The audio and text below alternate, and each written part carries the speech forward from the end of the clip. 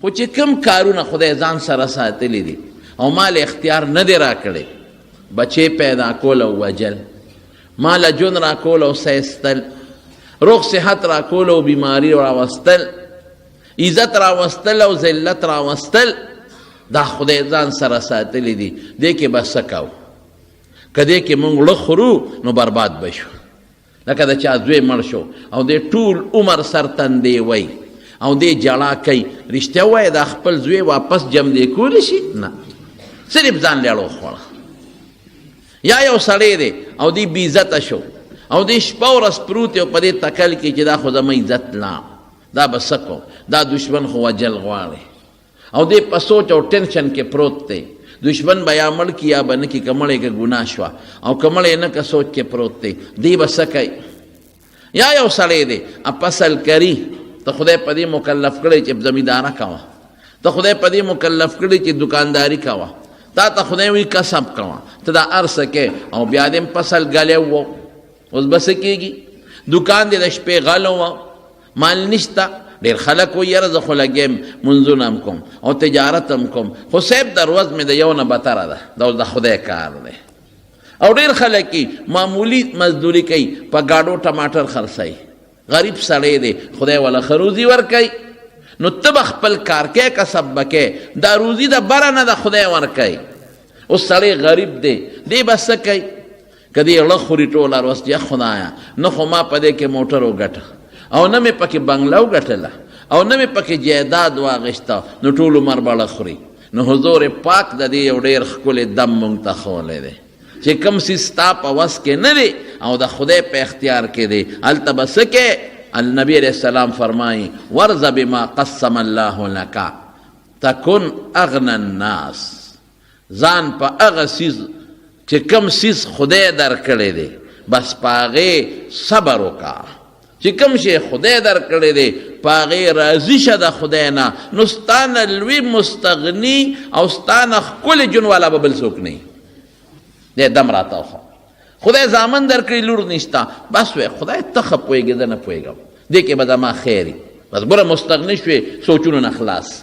خدای لونه درکړي دي او زوی نه یې درکړي، الله بس په دې ته ښه پوهېږې. کیدای شي زوی مې لوپر و، کیدای شي زوی مې بدماش و، کیدای شي زامن مې ودته سبا تنګ ومه، بس خدای ته په دې ښه پوهېږې. رضا بالقدر ورته وایي، په تقدیر رضا ورته وایي. خدای زه ستا په دې فیصله راضي یم، زه په خپل خیر او شر نه پوهېږم. بس مستغني شوې. او که سوچ کې زوی د پلان کې شته او زما نشته، د پلان کې شته او نشته، ټینشن کې پروت یې، نه به دنیا ښه شي او نه به آخرت ښه شي. بس الله ته خوشحاله که نه، ته ښه پوهېږې زما د ایمان دی او زمونږ ستاسو ایمان هم دا دی چې زمونږ نه خدای ښه پوهېږي، موږ به څه یو. او دام زمونږ ایمان دی چې الله د بنده دپاره بالخصوص د مسلمان دپاره ښه فیصله کوي. بنده خوښ دی او بیا په بندګانو کې مسلمانان ډېر زیات خوښ دي. نو چې زه بنده میم او زه مسلمانه میم او بیا بعد انسان ډېر ښه منځونه کوي، روجي نیسي، نیک صالح عمرې حج هم ځي او بیا هم د هغه مثلا زامن نی یا زامن یې شته لوڼې نی یا جایداد یې نی یا مال یې نی، دی به خفه کېږي، نه ګیله به د خدای نه کوي. دی به خدایه بس ته د ما په حق کې ښه پوهېږې، ته خوشحاله به زه خوشحاله یم. اغنى الناس به شي، داسې شو چې زړه مطمئن شو، بس خدای را کړی دی. حضور پاک مبارک لور و حضرت زینب، د هغې یو ماشوم بچی ناجوړه شو. نبی علیہ السلام پسې استازی ولیږه چې بابا ته مې ووایه چې راشي، او د هغه ماشوم تقریبا زنکدن. نو داسې وخت کې مور خو ډېره پریشانه او مور ته تسلي په دې راځي چې پلار وله راشي. نبی علیہ السلام خو رسوان دی ډېر زیات او نرم دلم و، هغه کې سوچ وکړو چې ورشه ماله خو خامخا جړه راځي، نو لور به مې نور هم خفه شي. نو استازی وله دوباره ورولېږه او ورته وایي چې د ما لور ته ووایه چې د خدای پکړو صبر وکړه، د خدای پکړو صبر وکړه. ان لله ما اخذ وله ما اعطا، چې کوم درکړي دي خدای درکړي، چې اخلي د خدای دی، دا بچی د خدای دی، چې د خدای دی. نو درم که خدای، نو چې اوس تا سره ما یو امانت کېښود او زه یې درنه اخلم، نو ته پرې خفه کېږي؟ د خدای ما امانت و، دا بچی خو د خدای امانت ته درېږه او درنه اخلي، ستا پکې صدقې نه وې درکړی بیا بس و. چې کله حضور پاک مبارک دا سوال جواب لور ته ولېږه، لور خو لور ده. نبی علیہ السلام ته دوباره استازی راولېږه، وی بابا ته مې ووایه چې ستا د په خدای قسم یې چې راشه، قسم وله ورکړه چې راشه. زما اړه دړمن دی، ما له خپل پلار او د رسول الله مبارک غوندې پلار چې راشي زما تسلي به وشي. نبی علیہ السلام مبارک صحابه سره واغېشتل او ورننوتل. چې ورل هغه ماشوم یې راواغېسته او غېږ کې ونیسه، هغه زنکدن و لاس پې رپېدل او سید حضور پاک په دا غېږ کې لاړه. نو ویې جړل نبی علیہ السلام. نو فوراً عبدالرحمن ابن عوف رضی اللہ عنہ پہ سوال کئی، اللہ رسول تم جاڑے؟ تا خو مونږ د جړا نه منې کړي یو چې مړي پسې به نه جاړې، نو دا ته ولې جاړې؟ حضور پاک او فرمایل ساده عبدالرحمن دا د رحمت جړا ده، د رحم جړا ده، د رحم په دې ماشوم میړه کې رحم راغی. نو چې په اړه کې رحم راشي نو خامخا بنده له جړا راځي. د ژبې جړا ښه نه ده، هغه د لمخ لاسو ټکولو جړا ښه نه ده، د ګریوانونو جړا ښه نه ده.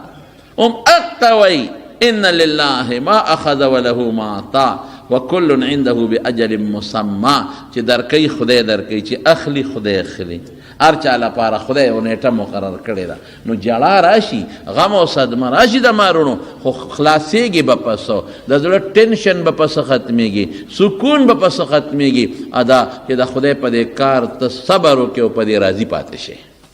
تکن اغنى الناس. خپل بچی د ابراهیم یو صحابي فرمایي وی دی چاله ورکړو چې د ماشوم له پی ورکوه، عربو به دقسې ماشومان پی له ورکول. نبی علیہ السلام یو ځل مونږ ته وی دی چې لاړ شو چې ابراهیم وګورو، ماشوم بچی دی، ا دې نه مخکې نور بچي مړه شوي دي نارینه. وی چې هغه ابراهیم هم ورته راوچت کا، قسم دی وی دونه ورته حضور پاک خوشحاله و چې وی بیاو به دا پوزه مبارکه به پې د پاسې ښوده، ښکلو به او بیاو به دونه ورته خوشحاله و. یو ځل ورته سوال جواب وشو، الله رسول هغه ابراهیم ناجوړه دی راشه واله. چې ورغی نو غېږ کې راوچت کا، نو هغه هم ټوپونه وال زنکدن. اوهو څومره سخت حال. دې نه مخکې یو بچی طاهر وفات شوی دی په ماشوموالي، بل طیب وفات شوی دی په ماشوموالو کې، بل قاسم په ماشوموالي کې مړ دی. 3 ماشومان بچي مړ دي، دا 4م نمبر دی. څوک دا طیب او طاهر یو حسابی او څوک یې 2 حسابی. خیر 3 ماشومان په ماشوموالي کې مړه دي او دا 4م د سونه په دړمن دی. حضور پاک راوچت کا او د سینې پورې ونیوه او د حضور پاک په دې غېږ کې تسالاړه او نبی علیہ السلام سوی او مقه سترګو نه اوښکې روانې شوې او سوی ولا نقول الا ما يرضى ربنا. هغه خبرې کوو چې په کوم زمونږ رب خوشحالیږي، هغه خبره کوو چې په کوم زمونږ رب خوشحالیږي، په کوم باندې زمونږ رب خوشحالیږي. هغې نه علاوه دویمه خبره نه کوو. او بیا سوی انا لله و انا الیه راجعون.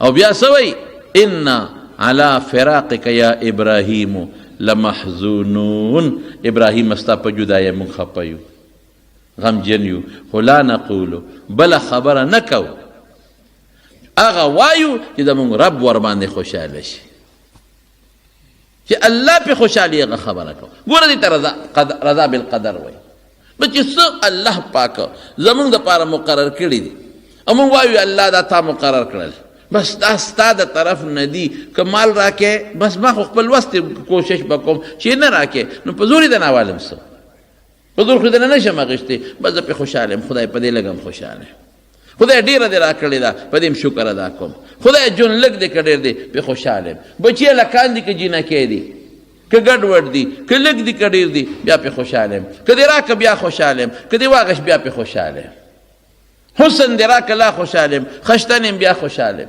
بیماري دې راوسته سوال به کوم چې خدای لرې کې، خو الله جنګ د سره نه کوم او نه د سره کولی شم، د خوشحاله. نو ستا جون به په اطمینان تېرېږي او چې نه ځان ته دا مړي یادې او دا غمونه یادې او دا ټوپونه وې نو دا مړي جم دی کولی شي څه، والله کې څه وکړی شي. که تا راونیسي ته به څه کوې، که دا نور بچي در راونیسي بیا به ورسره څه کوې، هېڅ نه شي کولی. دغه فیصلې خدای ځان سره پرېښي دي او دا زمونږ ایمان دی چې خدای زمونږ په خیر او شر ښه پوهېږي. عسى ان تحبوا شيئا وهو شر لكم. تا ته به یو شی ښه ښکاري، هغې پسې شاته به پټه خزانه د شر پرته وي. قرآن کې الله وی عسى ان تکرهوا شیئا وهو خیر لکم، تا ته به یو شی بد ښکاري، ته به چې دا خو ښه شی نه دی، هغې پسې به شاته د چا خزانه پرته د خیر. حضرت موسی علیه السلام په بني اسرائیلو کې پاسېد او تقریر یې کړ، ډېر بهترین تقریر یې وکړ، ډېر ښایسته داسې تقریر یې وکړ چې د خلکو سترګو نه اوښکې وبهېدې، زړونه د خلکو ویرېدل. نو چې ښه تقریر بعضې وخت کې د انسان د خولې نه وځي نو په خلکو اثر وکړي. نو یو سړی مجلس کې پاسېد، وی د الله پیغمبره ستا نه بل ښه پوی شته، ستا نه پوی زیات شته، ځکه چې دا تا کوم تقریر وکړه دا خو ډېره پویه ده، دا خو تاله خدای ډېر لوی علم در کړی دی او ډېره پویه ورکړې ده، بل څوک ستا نه زیات پوی شته؟ موسی علیه السلام ورته ویل نه زه پوی یم. خبره ټیک وه. ولې ټیک وه؟ ځکه پیغمبر دی او پیغمبر په امت کې ډېر پوی وي. امت خو د پیغمبر شاګردانی او پیغمبر استاد دی. نو چې پیغمبر استاد شو امت یې شاګردان شو، مونږ ته چې دا څومره دین خولی دی مونږ ته چا خولی دی؟ حضور پاک.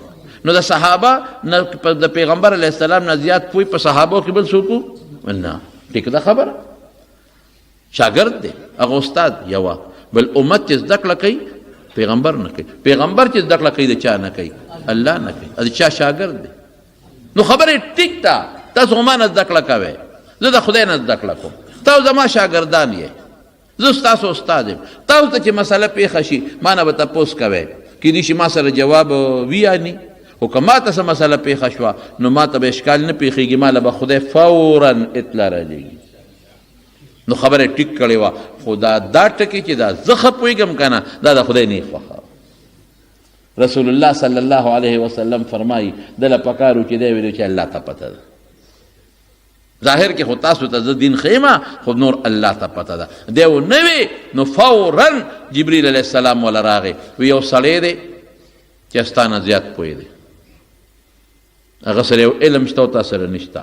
نو چې کم سړی مولی او دته پته ولګي چې پلانکي سره خو زمانه زیات یو علم دی، دی کوشش کوي چې اوس هغه پسې لاړ چې هغه ته زده کړي، یا پته ولګي چې پلانکي کتاب کې خو یو ناشنا مسله ده، دی به هغه کتاب په بیه علي، خو هغه مسلې دپاره دا ستاسو پښتو کې تاسو پوهې دپاره ځان به پرې پوهې. خو زمانه پوه شته او شته دی. کوم ځای دی الله؟ زور پسې ځم مجمع البحرین کې دی چې کوم دی دوه دریابونه یو ځای کېږي. الله څنګه به معلوموم؟ نښه راته وښایه. ګوره اوس ټکي ټکي کې اوس الله ته محتاج دی، ټکي ټکي کې شته او شته دته پته نشته. کوم ځای به معلومومه؟ الله چې الله ته اوس وښایه. خو خدای ځان ته محتاج کوي، وي ځان سره به یو کب والي او چې کوم ځای دا کب جمدی شو دقه ځای به دا ناست دی. یوشع ابن نون شاګرد و، هغه ته وي ځه چې ځو اشنا شاګرده ځو، او دا خو واقعي دا سړی ګورو چې د سره کم علم دی چې ما سره نشته. زامبیل کې نور خوراکم واچو او کب یې روید کړی کب یم پکې واچو، او چې کومه لار ورته خدای خولی په هغې روان شو. قرآن حکیم کې د 15مې سپارې په آخر کې او د 14مې سپارې په اول کې الله پاک دا واقع ذکر کوي چې هلته ورسېدل یو ځای ته، نو هلته یې ډډه وواله، دواړو سرونه کېښودل، دریاب یو غاړه والته، او چې ډډه یې وواله دواړه اوده شو، شاګرد یې مخکې پاسېد راویښ شو. نو شاګرد یې ستړی و نو تیلی یې کوله وکړه، د هغې نه خوراک رالی. یوشع ابن نون چې تیلی یې کوله وکړه سنکرې نه خوراک راله، هغه روید کړي کب په یو تیلی نه ټوپ کړی او دریاب ته وغورځېد. هله موسی علیه السلام معجزه ده.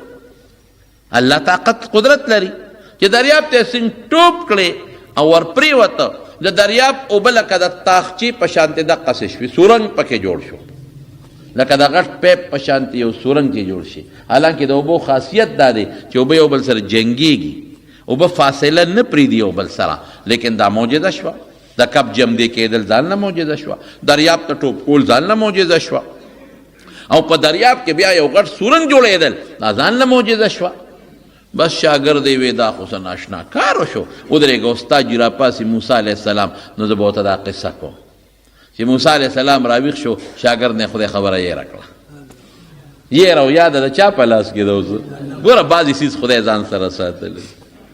بعضې تاله در کړی دی، بعضې خدای ځان سره ساتلی دی. که موږ د دنیا ټوپونه وو چې بشیر جان له ښځه کو چې خدای وایي زما وله نه لیکلی نو زموږ څه کولی شو؟ بشیر جانه تاله هم تسلي در کو یار که چې ته هم خفه نه شي. نو که موږ د دنیا غوبل او کوشش او خدای وایي چې ما وله نه ده لیکلی جنت کې پراته ده د ښځه دلته نشته. کم ځای ده؟ جنت کې به د انتظار کوي، دې دې وله لږ زر لاړ شي که نه او که نه زر دې وله لاړ شي که نه. هلته وله ما ساتلې د هغې له زر نه راځي، د دنیا د قڼۍ پسې منډې وی دا ده. نو بعضې څیزونه الله پاک ځان سره ساتلی دي. نو یېره او یاده د چا په لاس کې ده؟ پیغمبر مبارک نه باندې هم خدای یېره راوستې ده. په 2 رکاتو یې سلام وګرځو. یو موقع کې مونځ کې خبرې هم جایز وی، لومبۍ زمانه وه، او مونځ کې ګرځېدل هم جایز وو، لومبۍ زمانه وه. په 2 رکاتو یې سلام وګرځو. یا ویې ګرځو یو صحابي د ذوالیدین او ورته پاڅېده، انسیت ام قصرت الصلاة یا رسول الله، د خدای رسوله هیر چې دي شو که مونځ کې کوتاهي راله، مونځ کم شو. نبی علیہ السلام وی دواړه نه دي شوې، پوره یېره ده. بیا فوراً صحابو نه تپوس وکړو، ابوبکر او عمر رضی الله عنهما کابر صحابه موجود دي، اصدق ذوالیدین دا سړي ټیک وی؟ وی او صاحب ټیک وی، ګوره یېره ده. ورمخکې شو هغه 2 رکاته یې وکړل او بیا سجده سهوه وکړله. نو یېره د خدای پیغمبر مبارک څونه هوښیار، قابل، مونځ سره شوق، عقلمند، حافظه مضبوطه، لیکن دا د یېره پرې راځي. بعضې څیزونه خدای ځان سره ساتلي. شاګرد نه خبره یېره شو چې موسی علیه السلام پاسېدو ځه چې ځو، کونټۍ او ګوډې راواغېسته روان دي، ځي خو دقه ځای پورې پې ستړه نه وراغلی، اسې ډډه وواله دمه شو. ستړې بعضې وخت پابندني راغلی، اسې وله خوند ورکي، یو ځای کې لږ ډډه مې ووالی. بعضې وخت له خوب هم نه ورځي، اسې بالغ ته ډډه ووایي، یاره خوب هم نه راځي ستړی هم نه یم، اسې به ډډه ووو لږ خوند به راله راکړي. چې هغې نه تلل نو ښه به زبردست یو شوه روز مزلې وکړه. چې ښه شب مزلې وکړه نو شاګرد ته وی آتنا غداءنا لقد لقینا من سفرنا هذا نصبا. هغه تیلی دې راوباسه، لږ خوراک راکړه، ستړي شو. چې شاګرد تیلی خوراک واورېدل، اوهو استاد جي ما نه خو خبره یېره وه، هغه مخکې چې تیږې ته م ډډه والې وه هغه کب خو ټوپ کړو دریاب ته پرېوته. وما انسانیه الا الشیطان ان اذکره. شیطان نه خبره یېره کړه. شیطان هم د دماغو کې پروتي، انسان ته وسوسې اچي. بعضې وخت کې دومره وسوسې واچي چې خیر خبره ته یېره شي. بس موسی علیه السلام خو پوه شو، غصناک خو ډېر زیات دی، یو څوک سره سړی ذوالقندار ته رسوي، خو دلته پوه دی چې دا کار زما د لاسه دی، چې ما ځان ته ښه پوه ویلی دی، نو دا شاګردم چې کړېږي ما د لاسه اوس کړېږي. ذلک ما کنا نبغي فرتد علی آثارهما قصصا. وی او مقه ځای دی زه چې ځو، زمونږ مقصود و مقه ځای دی چې سنګ تلي اولټ واپس اباوټن واپس را روان شو. چې واپس سنګ راغلله نو هغه علما پکې لږ اختلاف لري، خو یو معنا داسې ده چې په هغه سورنګ کې دننه ننوتل هغه اوبو کې، او دواړه لاړل نو پورې غاړه یو جزیره ده. په هغه جزیره کې یو سړی ملاست دی، سپین څادر یې اچولی دی، نیم څادر یې د سر نه راتاو کړی دی او نیم څادر یې د خپو نه تاو کړی دی. حضرت موسی علیه السلام ادرېد، وی السلام علیکم ورحمت الله، سلام یې پې واچو. هغه سړی ورته څه وایي؟ وی انا بارضک السلام. دلته خو سلام څوک نه پېژني، دا سلام هم څنګه واچو؟ بعضې خلک دغه حضرت خضر دی. بعضې وی موسی علیه السلام سره علم غیب و هغه سره نشته، هغه سره علم غیب و موسی علیه السلام سره نشته. دا دروغ خبره ده. علم غیب د چا خاصیت دی؟ په پټو غیب رازونو الله خبر، دا بل چا نه ورکوي. که ده سره علم غیب وی نو د موسی علیه السلام نه تپوس ولې کوي چې دلته خو سلام نشته، تا ولې سلام واچو؟ ولې دې تپوس کوي؟ موسی علیه السلام نه تپوس وکړه دلته خو سلام نشته، تا څنګه سلام واچو؟ ته سلام نه څه خبرې؟ دې علاقه کې خو په دې آدابو څوک نه پوهېږي. او ورته وایي انا موسی، زه موسی یم. ګوره بیا نه پېژني، که علم غیب و نو بیا خو به پیژندلی و که نه بیا نه پیژني موسی بني اسرائیل د بني اسرائیلو موسی ورته تپوس ته کوي یو سړی چې بل نه تپوس کوي په څه بنیاد تپوس کوي چې پته ورته نه لګي که د غیب و علم وی ولې دې تپوس کوي موسی د بني اسرائیلو موسی وی او د بني اسرائیلو موسی ما څه له راغلی ورته تپوسونه ته کوي څه پسې راغلی یاره تا سره څه علم دی هغه د نه زده کول غواړم تا سره څه علم دی هغه د نه زده کول غواړم او ورته څه وایي ګوره اوس بعضې سادهګان وایي د سره د غیب و علم و موسی علیه السلام سره نو دا غلطه خبره ده او ورته څه وایي وي موسی ما له الله یو علم را کړی دی تا له نه یې در کړی او ته پرې نه پوهېږې په هغې ته نه پوهېږې او تا سره یو علم دی چې ما سره نشته په هغې زه نه پوهېږم یو علم خدای تا له در کړی دی ما سره نشته لا اعلمه په هغې زه نه پوهېږم یو علم ما سره دی هغې باندې ته نه پوهېږې ګوره پته ولګېده که نه که هغه حضرت خضر سره د غیب علم وي نو دا ورته بیا ولې وایي چې تا سره یو علم دی لا اعلمه زه پرې نه پوهېږم زه نه پوهېږم دا خدای هغه له یو خاص علم ورکړی حضرت خضر لا چې هغه علم خدای حضرت موسی علیه السلام لا نو ورکړی دا کم علم دی دا د امور تکوینیه علم دی دې سره د شریعت او تعلق هم نشته نه په دغه علم انسان مکلف دی هغه څه علم دا چې یو شی به لرې و ده ته به نږدې ښکارېده او که یو شی به په زمانه کې لرې و 20 کاله پس به کېده ده ته به خدای پاک مخکې وښو ټول نه بعضې که یو شی به په فاصله کې لرې و مکان کې فاصله کې ده ته به نږدې ښکاره شو او که یو شی به په زمانه کې لرې و کال پس 10 کاله پس به ښکاره کېده ده ته به خدای مخکې وښو ټول نه بعضې دا ولا خدای یو علم ورکړی او دا علم د حضرت موسی علیه السلام سره نو دا د غیب نی دا یو علم د امور تکوینیه علم دی یو پویه ده او خدای پاک یو انسان له ورکړې ده دا چاته له تجربې نه پته لګي ډېرو خلکو تجربې نه پته لګېږي او چاته نه لګېږي لکه مثلا یو بم دی یو ځای کې پروت دی زه پرې تېرېږم را تېرېږم ما ته یو اوسپنه ښکاري خو چې کم سړی د هغې ماهري هغه ته پته لګي چې نه ګورې دا بم دی ګورې دا یو 15 ګنټې پس الوزي داسې ده که نه ده نو دا بعضې انسان ته تجربې نه پته لګي بعضې انسان ته الله بله پویه ورکړي د هغې نه ورته پته لګي ور دې څیزونو د شریعت سره ورسره تعلق نشته موسی علیه السلام ورته وایي نه بس ما ته به ښیې وایي هغې ته ته صبر هم نشي کولی وایي کوم به دا چیز روان شو اوس حضرت یوشع ابن نون یا واپس کړی دی چې ته ځه اوس او یا کیدی شي ورسره روان دي خو شاګرد بیا څوک نه یادوي د دریاب په غاړه روان شو یو کشته را روانه وه کشته والا چې حضرت خضر وپېژند هغې ته خو پته وه چې دا یو نیک انسان دی او بزرګ دی د هغه ناشنا څیزونه به یې لیدل هغه زر راله او کشته یې ورته خوا کې ودروده کم خوا ځای مولانا صاحب پلانکي ځای ته ځو دا راوخېږي او بې پیسو یې بېکاری بوتلل د دې نیکانو عالمانو خلک قدر کوي خو زم په پلانکوچ یا په سوزکي کې اکثر پیسې ترې وانخلي زه چې ځو خیراتي رې بوځم دواړه وختل چې کشتۍ د دریاب میسته شوه حضرت خضر علیه السلام یو تبرګې راواغېسته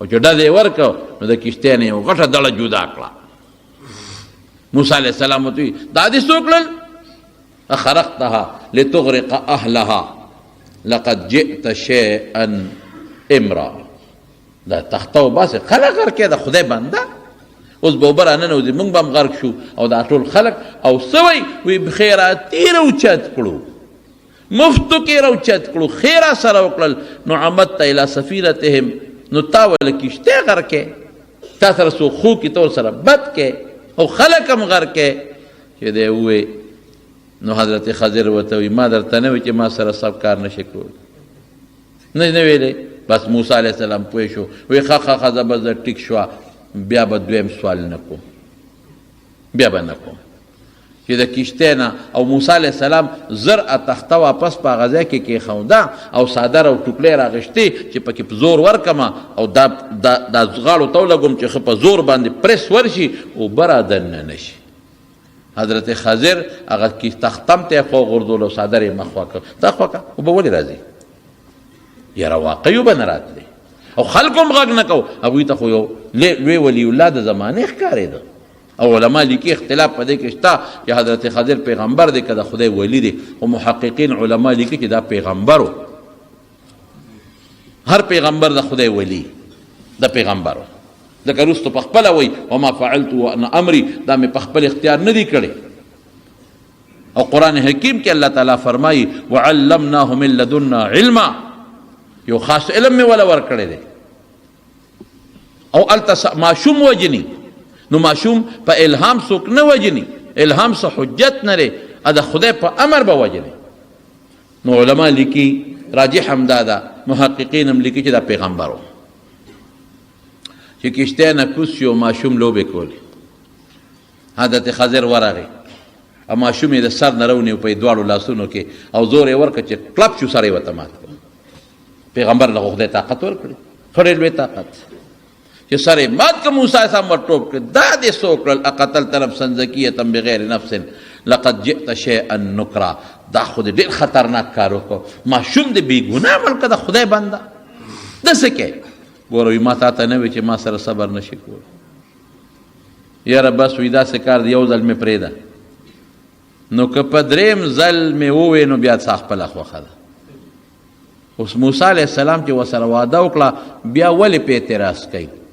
د شریعت قانون دا دی چې د پیغمبر په مخ کې څوک داسې کار کوي چې ظاهر کې هغه انسان ته ګناه ښکاري، نو پیغمبر به پې خامخا اعتراض کوي چې دا مه کوه. او که اعتراض یې پې ونه کړه، دې ته زموږ په کتابونو کې تقریر وایي، دا بیا د جواز دلیل ګرځي. که دې ځای کې موسی علیه السلام اعتراض نه وی کړی نو دا به یو مسله وه. تا به د خدای قرآن کې ګوره راغلي دي پردی کشتۍ ماتوه، د پردي سوزکي نه هم شیشه وباسه، د پردي موټر نه هم شیشه وباسه. ولې؟ ځکه هلته یو کس کار کړی دی، موسی علیه السلام پې چپ پاتې شوی دی، هغه پې انکار نه دی کړی او قرآن خبره ذکر کړې ده، به دا د شریعت حکم دی که زم نه؟ هلته پې موسی علیه السلام اعتراض کړی دی او هغه ولې ستا کې چل دی، وروستو را روانه ده خبره.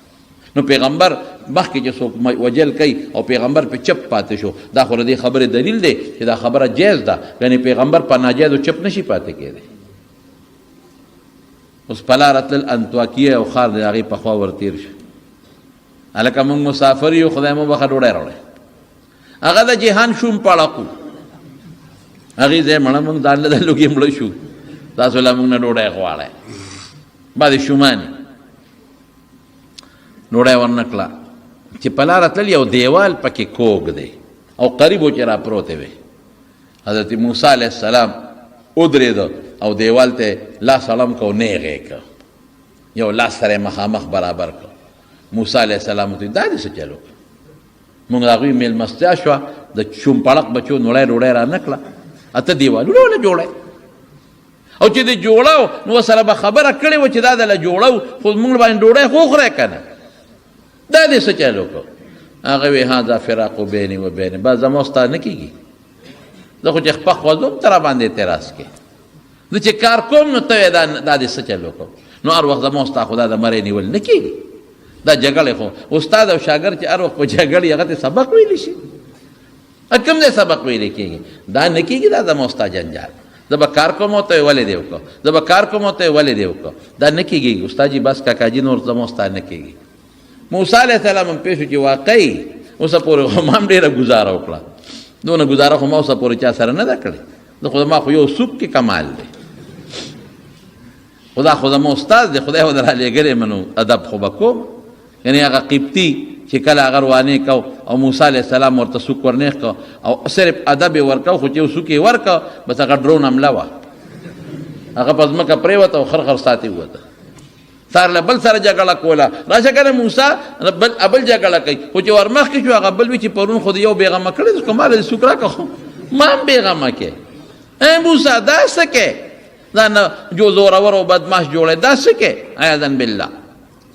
نو موسی علیہ السلام د پیغمبر د 4,000 ځوانانو برابر طاقت دی، د عامو انسانانو ځوانانو بوډاګانو نه د 4,000 ځوانانو طاقت خدای پیغمبر له ورکړ. ورته یې ویل لکه زه تاسو خبرې وکړم چې کومې کارونه مې وکړل تا ته ناشنا ښکاره شو. وایي دا کښتۍ دا د 10 مسکینانو 15 روغ او 15 شلیان دقه یو کښتۍ ده او په هغې مزدوري کوي. مخکې یو ظالم بادشاه اعلان کړی دی چې د ما کښتو ته ضرورت دی او چې کومې روغې کښتۍ دي به حق سرکار ضبط نیسئ ضبط کوئ. دا کښتۍ په هغه بادشاه ور روانه ده، خلاصېدی خو ترې نه شي. نو چې ورشي دا خو روغه کښتۍ ده نو ضبط به یې کیتې، دا خواران به څه کوي.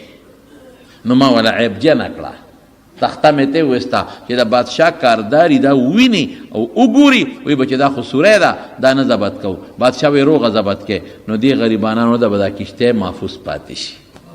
دا مې ځکه وکړل. ګوره اوس دا اوس زما هغه مقصد دلته راغی. اوس څنګه چې ظاهر کې خو کښتۍ تختې ستل ښه نه دي، ظاهر کې خدا ښه شی نه دی، خو دننه ورپسې څونه فلسفه پرته ده. لاندې دغه فلسفه پرته ده چې کښتۍ به د مالکانو ته محفوظ پاتې شي. ظاهر کې خو کښتۍ دی ولا خرابه کړه. یو تختې ستل ښه دي خو چې ټولې ورته بچ شي، یو تختې ستل ښه دي خو غونډه کښتۍ به ورته بچ شي. دقسې ظاهر کې به موږ ته یو کار ښه نه ښکاري. اوهو زوی ناجوړه شو، اوهو لور ناجوړه شو، اوهو دا مصیبت شو، اوهو پیسې روکې شوې، اوهو زوی مړ شو. خو دننه به هغې کې ستا د خیر یو غټه فلسفه پرته یو زه ورته پې نه یو خبر. دلته به څه وایو؟ رضا بالقدر. خدایه بس چې ته په څه راضي زه پې خوشحاله یم. بله د خپله قصه وکړم. زما چې کله خادي و واده باباجي زمونږ جم دی، مونږ خو ډېر لوی انتظام کړی، د ډېرو خلکو د میلمستیا انتظام هم کړی، ډېره ډوډۍ هم پخ کړې وه، بله دیګونه هم باندې کړي، ټول تورنګزو او میره او ګیر چاپېره خلکو له ډوډۍ ورکوله. د مازدیګر نه صیبه وریځ راله او څاڅکي شو. یاره زما به دماغ تیاره شوه. بټیاري له ورغلمه، ما وی دا به څه چل کوو چې ته ترپالونه وړو. هغه وی دا خو یو دیګ نه دی، نه 20 دی او نه 50 دی، دا په ترپالونو کوم ځای کېږي؟ خدای دا به دا خدا خو ټول کلي ته میرو ته عمرځی تورنګ اوتمانځی دنیا خلق دی. باباجي اوس هم خیرات بس کړو، دا به څه کېږي؟ نو زه په منډه رالمه، زموږ باباجي ناست و، سربلند خان مولوي صاحب د نوي کلي او ورسره ناست او نور علما. نو زه وارخطه وم، ماته ولې؟ ما جي باران شو، څاڅکي شو، دوا وکړه جي. مولوي صاحب ته مې وویل او که دا باران په شیبو شو دا به څه کوو؟ دې خلکو سره څه کوو؟ دې ډوډۍ سره به څه کوو؟ باباجي زمونږ وخاندل. ما ته وی بچې الله پې خوشحاله چې دا باران کوي، الله پې خوشحاله دی که خفه؟ نه مې خدای خو چې کوم کار کوي خو الله په خپل کار خوشحاله وي. چې خدای پې خوشحاله دی موږ هم پې خوشحاله یو. دا هغه رضا بالقدر. الله پې خوشحاله دی، بس موږ د خدای په کار کې ګوتې نه وو، موږ هم پې خوشحاله یو. بس دې کې دوام نه کوو. یار په خدای یقین وکړه چې داسې رالمه یو 20 څاڅکي وشو، هغه ځای مونږ به چلقو کوو، چلقو راتاو شو او باران بند شو، وریځ لاړه، ښه نور راوخت، سبا ښه پندیدار پروګرام وشو. یاره ما وی خدایه پاکه د نیکانو د بزرګانو د خولې خبر عجیبه ناشنی. د خدای په رضا راضي شه، باقي مدد به د الله کوي. او که ته وایې نه خدایه زه دې لیدې ما هغه بل خو مونځ نه کوي او زه خو کوم او زه دې راوپرځولم او زه دې ناجوړه کړم او زما بچي دې مړ کړ، ما څه چل کړی دی خدایه. نو په دې والله که ورسره وکړی شي خدای سره نشي کولی. مه خفه کوه الله چې کوم کار د الله په لاس کې دی په هغې راضي شه. راضي تکن اغنى الناس، اړه به دې خدای مستغني کړي او ته په خپل هم صبر شوي، صبر دې په خپل هم ځان له پیدا کړه. وروسته فلسفه ده، ما ته یو شی ښه نه ښکاري، الله ته به ښه ښکاري. الله به زما خیر لټوي، دې کې به زما خیر وي. دې کښتۍ والا خیر یې ولټو چې تختې ته وله جدا کړله. ظاهر کې شر بادشاه نه بچ شو چې به بادشاه کښتۍ ورله، پولیس والا ولاړو، دې خو راوله کښتۍ والا یو به کتل چې کومه روغه وه دا به حق سرکار ضبط ځې کوزېږئ، چې کومه ناجوړه وه نقصاني وه ځې چې دی وکته نه خو جي تخته وتې ده دا خو نقصاني ده ځې کوې باندې مزدوري. هلک مې ولې مړ کړ؟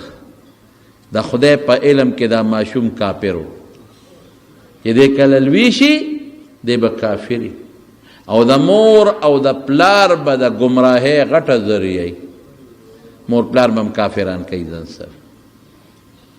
نو ما ته الله حکم وکړو مړ کړه دا ماشوم، مړ مې کړه. او ظاهر کې د ماشوم وجل ښه دي که بده؟ مور پلار به څونه جړا کړي.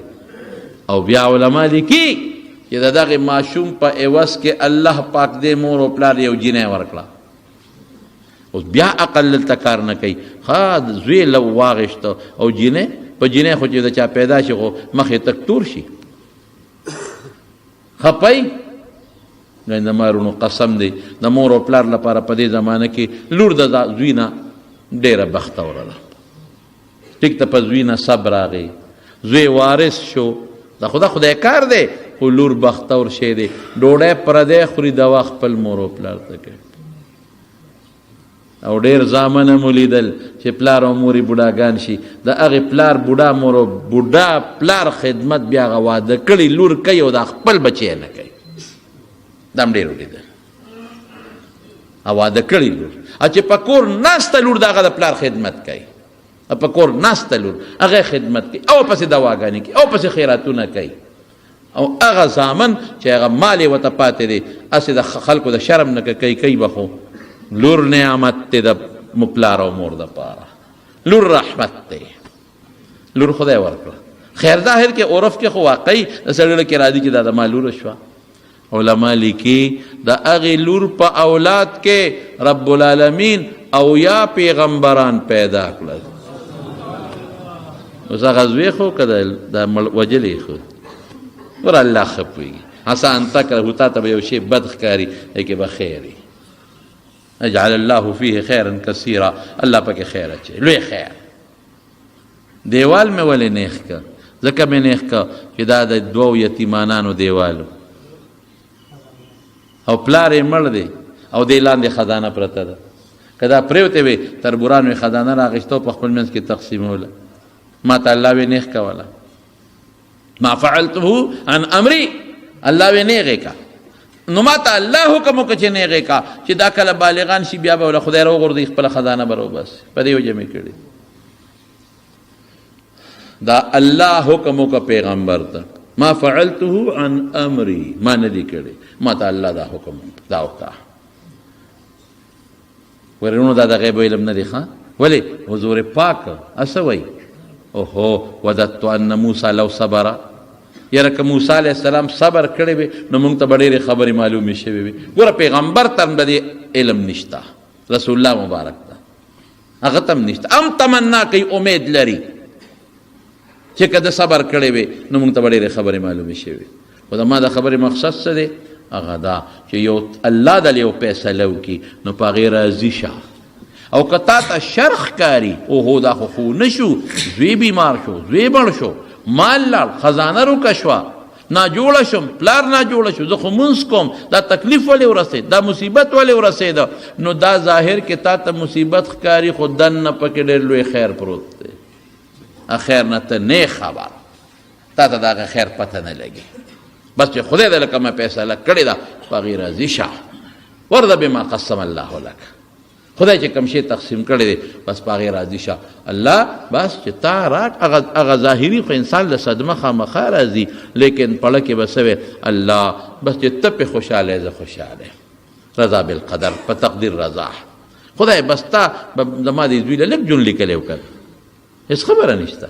خدای تا به زما دې ښځې لږ جون لیکلی و که نه، بس ټیک ته هغه مړه شوه زه به مرم که نه. ته خو چې د مرګ نه خو مونږ خو د مرګ مری د ژوند مری نه دی راوړی. او خدایا بس ټیک ته ده په دا لږه ډوډۍ به ګزاره کوم که نه، ها د دنیا لږ ژوند دې تېر به شي. د مارونو اصل بنیاد یو بل شی دی. دا دنیا مونږ په دې وجود کې دونه را دننه کړې ده چې اوس جدا کېږي مونږ ورپسې خفه کېږو. حالانکه دنیا د فایدې شی دی خو په دې زړه کې به نه را دننه کې، باروبار به ساتئ. چې باروبار دی وساتله بیا سب نشته.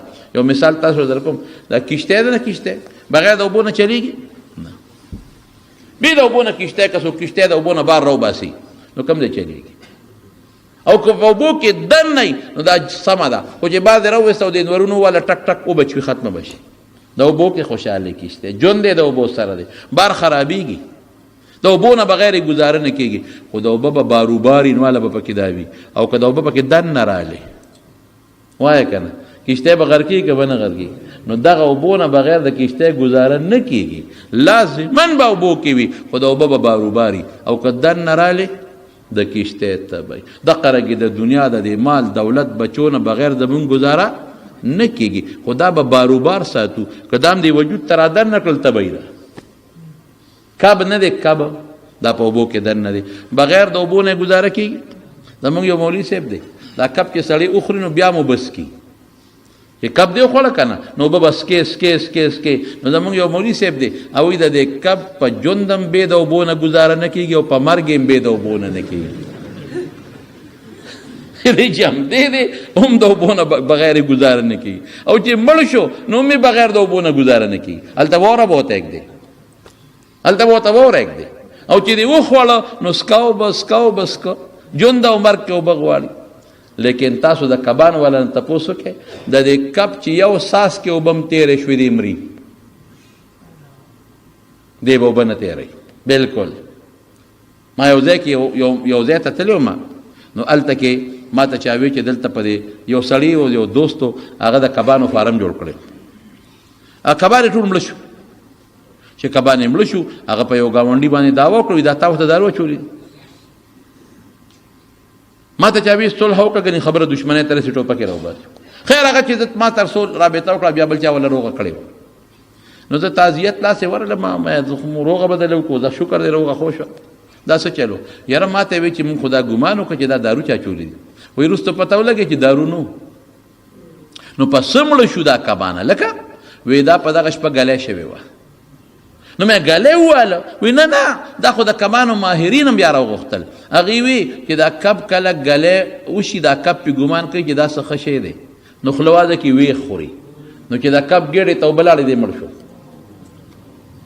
خدایا په ژوند او مرګ پې بغیر دا اوبو نه ګزاره نه کېږي خو که خېټې ته وبلاړې تباه دقه رنګې د دنیا نه بغیر زموږ ژوند ګران دی نه د بچي نه بغیر تېرېږي نه د مال نه د عزت نه دا زموږ ژوند دی نه د روغ صحت نه خو دا به باروبار ساتي دننه به نه کې باروبار دی او دنه لاړ نو بس وایي خدای ته پې خفګان وي دا نه چې د رسول الله مبارک جړلی دی په زوی باندې خو زړه صابره کا بس خدای ته پې راضي زه راضي خو چې کله دې وجود ته دننه کړه او دنه لاړ نو بیا صبر نشي کولی دا باروبار ساته نو دا د رسول الله مبارک د حدیث یو پټینه ټوکړه وه چې کوم شی دله خدای عمرونه تقسیم کړي دي تعالی هم پکې حصه درکړه خدای مال تقسیم کړی دی تعالی هم حصه درکړه خدای زامن تقسیم کړی دی تعالی هم حصه درکړه خدای عزت تقسیم کړی دی بندګانو کې تعالی هم حصه درکړه خدای کارخانې تقسیم کړی دي تعالی هم پکې یو پټینه درکړه خدای ځمکې تقسیم کړی دي تعالی هم پکې درکړه خدای مسلمانی تقسیم تعالی هم پکې اسلام یو حصه درکړه بس په دې راضي شه نو چې ته راضي شي نو خدای به دې مستغني شي او فطري تقاضا هم دا ده چې ستا په زړه کې خود به خود په خپله غنا راشي بې پروا به د کړو مصیبت نه به خلاص او که نه سوچونه کې او فکرونه کې ټینشن ګولۍ به خورې نو خدای چې کم کار ما ته سپارلی دی چې کوه کوم به او چې کم کار ما ته وي مه کوه نو نه به کوم او چې کم کارونه خدای ځان سره سپارلی دي زما اختیار پکې نشته او هغه وشي او موږ ته ښه نه ښکاري زه به صبر کوم او کته وې دا خو نه شو نو دې پسې شاته یو لوی فلسفه ده ما ته به ظاهر کې شر ښکاري خدای ته به خیر ښکاري دعا وکړئ رب العالمین موږ د شرونو نه وساتئ الله ته هم د فتنو نه وساتئ الله ته هم د آفتونو نه وساتئ الله ته هم د مصیبتونو نه وساتئ الله د دواړو جهانو خیر او برکت هم نصیب کړي خدایا زموږ د مال او د بچو او د عزت او د اولاد ټینشنونو پریشانونو په حفاظت او په امان کې وساتئ خدای روغ صحتونه هم نصیب کړي یو ملګری دی هغه د پلوسۍ نه راځي او مالا کور کې څه کار هم کوي نو هغه کور کې څه بیماری دی مور یې بیماره ده دعا یې غوښتې دعا ورته وکړي چې الله وله شفا روغ صحت ورکړي الله برکتونه ورکړي وایي نور دوستان دی هغه تخت آباد نه راځي د مونږ مولوي صاحب دی عالم دی او غریب چوټۍ ورځ باندې ما را منډه کړي الله ته وله خیر برکت بل یو ملګری دی ورسره او هغه هم ورسره غریب راشي خپل کار پرېږدي او راشي الله ته وله د دنیا او د آخر برکات او خوشحالۍ نصیب کړي خدایا مو د ټینشنونو نه مو ساتئ الله د پریشانونو نه مو ساتئ الله د آفات او بلیاتو نه مو ساتئ